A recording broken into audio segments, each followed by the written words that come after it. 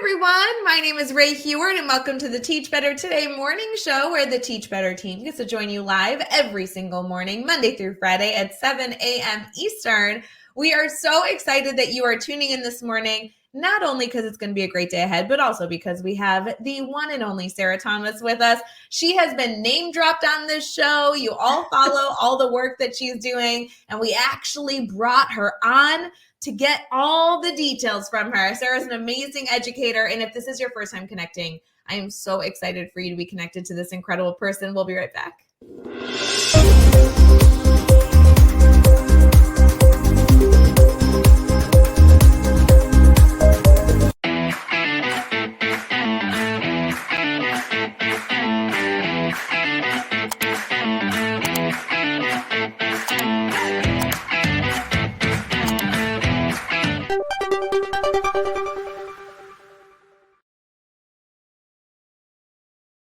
Hey everyone, good morning. Sarah is with us. Sarah, how you doing today? Hey Ray, doing great. How about yourself? Good. I am so glad that you found the time in your busy schedule to come hang out with the Teach Better family. This is awesome. Oh, always. I'm honored to be here. Like it's we were saying pre-show that it's been a while since we connected, so I'm so glad to be back in touch. I know. Is that like my shameless plug? Is I'm like, hey, will you come on the Cheap Better Today show so we can like catch up and hang out for a minute and like it kind of counts as working? I love it.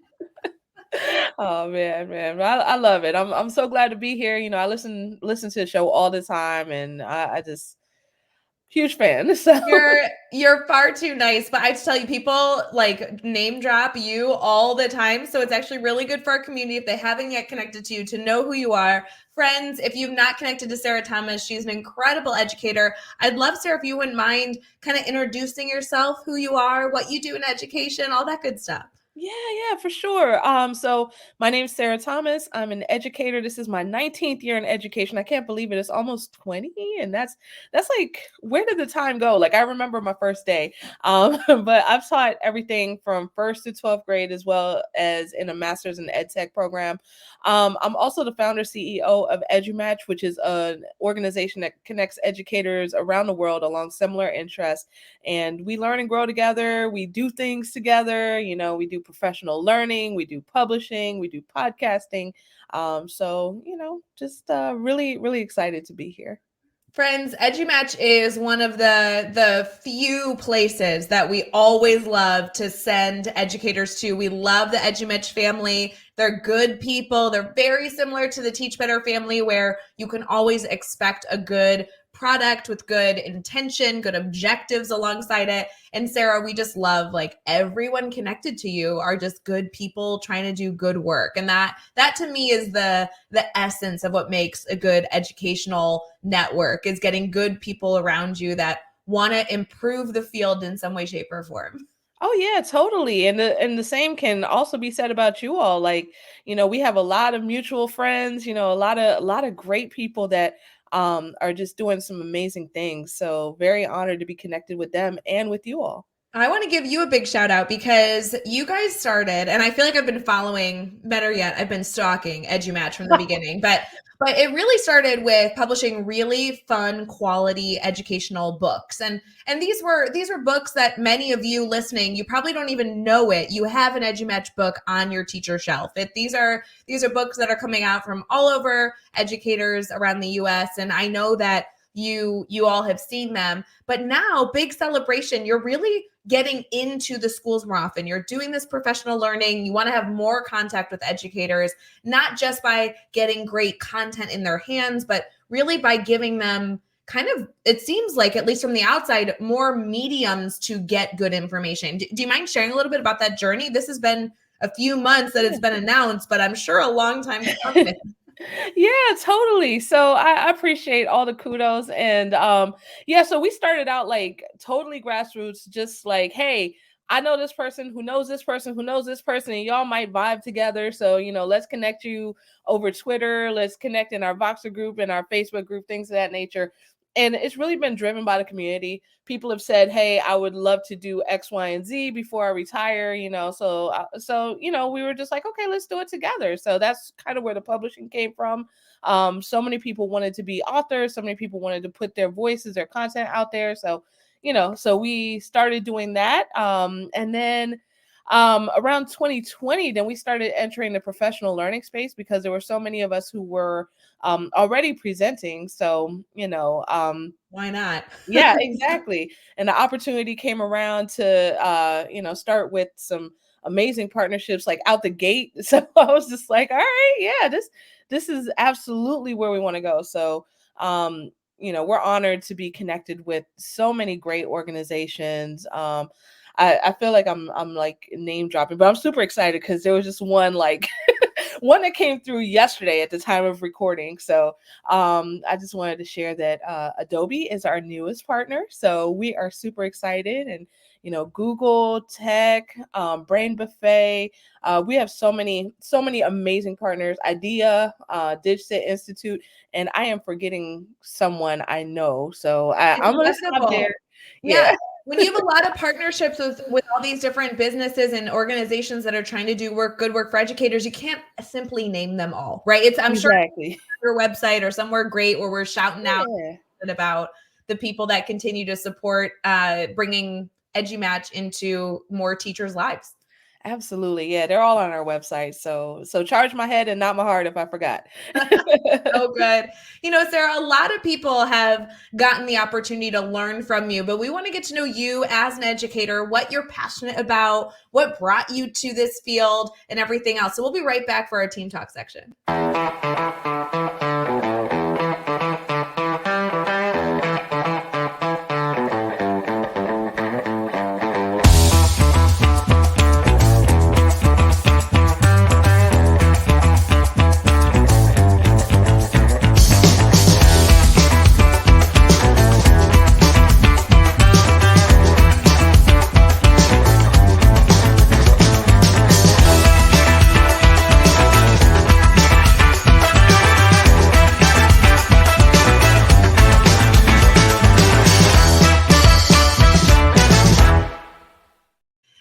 We're back for our Team Talk segment, which is where every single show we like to dive deeper with our guests or members of our Teach Better family to be able to discuss kind of what makes them tick and also give something to all of you, our listeners, to allow you to have some food for thought for the day, maybe something you can implement in the coming week. These are just all about trying to get you set for the day ahead. So, Sarah, you have done a lot of stuff in your career. I feel like you haven't even touched on it, to be honest. I know that you've worked in academia, you've worked at the university level. There's a lot to get into. But before we get into any of that, because they can all find those things out on other podcasts, I want to get into first, why education? Why is this a field that you enjoy working in so much? Oh my goodness. Ever since I started working, I want to say my first job, I was maybe like 12 or 13, and I was a kid's soccer ref. Like that was my very first job. And then right after that, I started working at a summer camp. Started working at a daycare and a gym, then the summer camp. And I mean, it's just been all my life. I've been drawn to working with young people ever since I was a young person. And I guess technically, depending on who you ask, I might still be a young person. Yeah, I think we're all young people, right? Exactly. I want to know in the comments, friends, as you're watching this, how old do you have to be where you're not a young person anymore? Because I'm pretty sure by now with technology, it's like 112. I'm pretty sure. Yeah.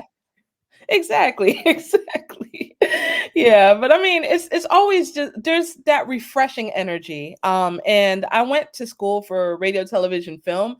But my mom started working at a middle school right around my sophomore year in college, and when I went to her classroom to volunteer and to help her set up and to actually work with the kids, and for me that was a wrap. I was like, this is where I have to be. So right after graduation, went into an alternative certification program and started teaching shortly thereafter.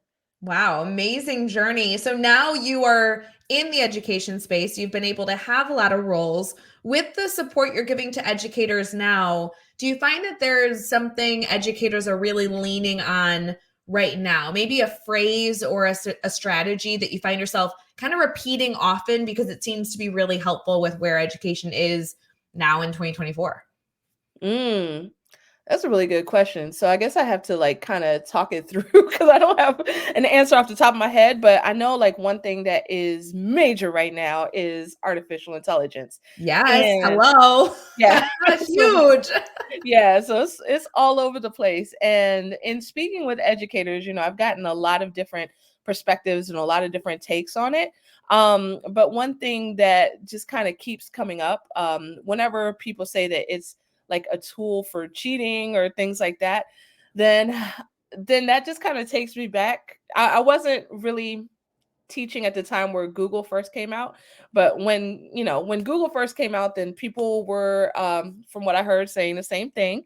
And I mean, it's really just a tool. Like, our students, we teach them the foundations, we teach them to level up, and then this tool can also help them further refine, further level up, and it can even teach them some things themselves. There's some tools. I was on a demo for a tool yesterday that actually was a debate coach for a student that they could kind of go back and forth and strengthen their argument. So, it's a tool just like anything else. I have to say that's been a big conversation. Obviously, one thing I continue to lean on is trying to show teachers how it can not only be a tool for students, but a tool for them, the teachers. Like, friends, if you have not dove into AI, maybe don't start crazy, right? Like, there's so many great programs out there. You could literally Google it or go to obviously ChatGPT and get some resources, but start small. And it might just be as simple as giving you lesson plan ideas or getting you started to like mock up an email that you're going to be sending out to families. I know we literally just did a live in our private Facebook group on how to use AI, but I feel like the strategy, if you're just starting out, is just to try it. Like, get logged in, and it doesn't matter what it produces. Just get used to questioning what it produces, changing the way that you're, asking questions or inserting prompts. And that's like dipping your toe in the water. You know what I mean? Yeah, totally. I love what you said. Just try it. There's a Sesame Street song that said, just try it. We're watching a lot of Sesame Street these days. I have a toddler, so I think that's good, right? With the toddler, I feel like there's always little things I take away from those kid shows that the girls will have on, and I'll be like, that actually was a really good lesson. Like, Bluey got it down. Have you gotten into Bluey yet? That's where you're headed. I'm telling you. All right, we're gonna check Bluey out soon. I warn you, it changes the game. I think I'm a bigger Bluey fan than the girls. Really? Okay.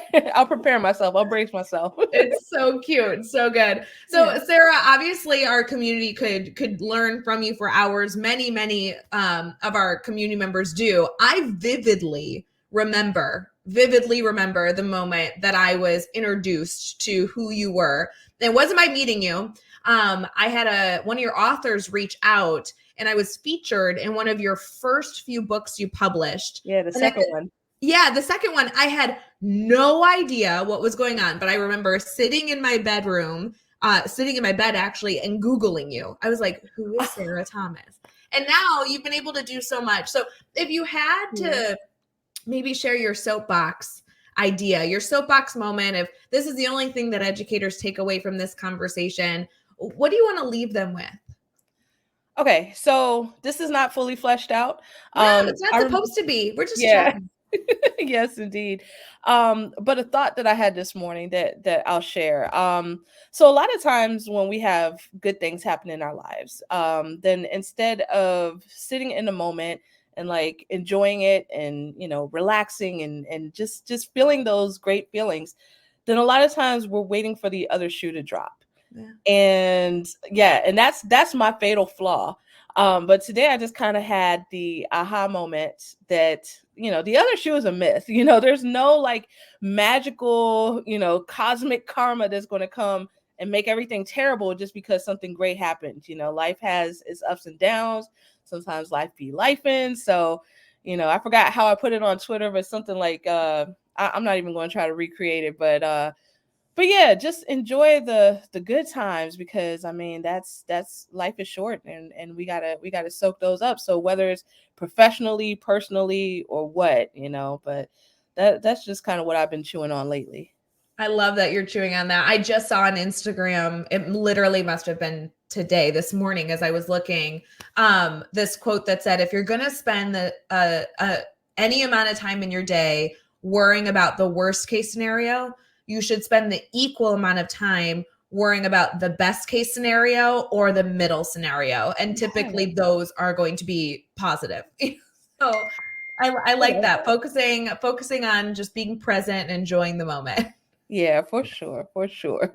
So, Sarah, I know I want to not take up too much of your time, but something I would love to challenge our community to do is add you to their PLN if they haven't done so already, and also connect with EduMatch. There's so many good things coming out of an organization that is fueled by educators trying to put goodness into this field. And, you know, we always joke that there's no like competition in education. There's plenty of negatives and things that need to be fixed to go around. So I want to really make sure that people connect with those good community of educators that are trying to continue to enhance this field. Where can people get connected? What website should they go to? Give us all that good stuff. Yeah, thank you so much. And again, likewise, the feeling is absolutely mutual. I love everything that you all do. To get connected with EduMatch, and you can find us edumatch.org.